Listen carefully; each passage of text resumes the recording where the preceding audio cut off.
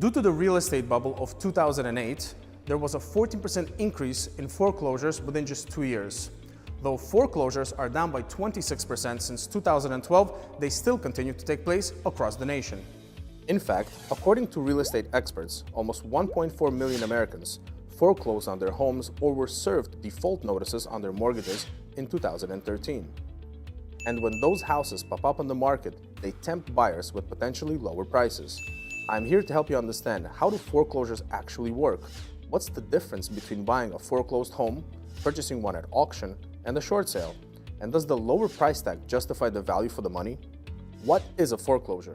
When a homeowner takes out a mortgage from a lender, they're agreeing to pay back both the principal, which is the actual loan amount, and any interest that accrues over the time of the loan. If they miss multiple payments, it shows the bank that they may not be able to keep up with paying for the loan. That's when a foreclosure, the process of the bank repossessing the house, will begin. The initial step is when the bank will issue a document called the Notice of Default. This marks the beginning of the reinstatement period, during which the homeowner must pay their bills or face foreclosure. What is a short sale? During the reinstatement period, homeowners have options, including negotiating with their bank and working out a short sale. This could be a convenient option for anyone who can't make their mortgage payments, but finding a buyer could be tricky. A short sale is when a mortgage company agrees to accept a loss, which is less money than the loan balance. This means that the potential buyer could pay well below market value. Convincing a mortgage company to settle for less than they're owed can be a slow and tedious process. Prospective buyers who would potentially purchase a short sale property should also be aware that they're likely to receive the property as is, meaning that the buyer may face additional costs when it comes down to the structure of the home or any home improvements. What causes a property to go up for auction? Typically, if the owner doesn't catch up on their loan payments, within roughly 3 months of being served the notice of default, they'll receive a notice of sale. This means that the house is officially in foreclosure and an auction date has been set. Buying a foreclosed home at auction can be risky.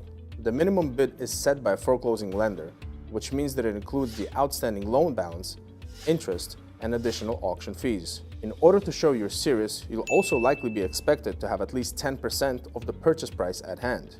To make matters even harder for the buyer, bidders are not allowed to inspect the property. Effectively, you are purchasing the property blindly and without knowing what type of condition or shape it is in. And even after all that, the lender may still decline your offer because they want to get back as much money as possible for the value of the home.